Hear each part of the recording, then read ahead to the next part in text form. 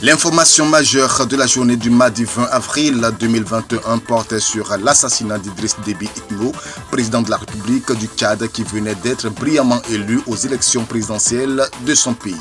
L'Union africaine a produit bien évidemment une déclaration. La plus grande organisation africaine a déclaré être solidaire du gouvernement. Un discours similaire à celui de la France 24 heures plus tôt. Difficile de comprendre lorsqu'il est clair que les heures qui ont suivi la mort du maréchal tchadien, l'armée a fait main basse sur le pouvoir en annonçant la création d'un conseil militaire de transition et la dissolution du gouvernement et de l'Assemblée nationale.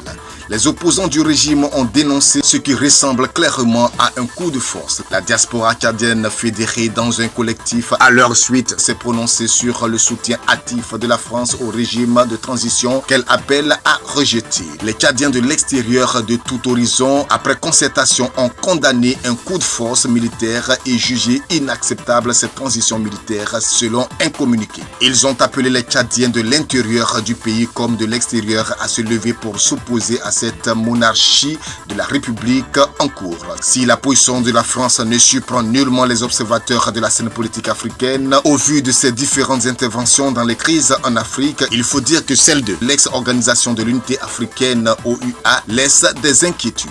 Le soutien de l'Union africaine à la junte après celui de la France laisse transparaître clairement des questions sur l'indépendance de l'institution vis-à-vis des puissances occidentales, notamment la France. Espérons que les jours qui suivent seront bons pour les Tchadiens. Rappelons qu'après la mort d'Idriss Déby, son fils de 37 ans, général 4 étoiles soit-il, mais grand inexpérimenté, est devenu le président par intérim avec plein pouvoir à la tête d'un conseil militaire de transition.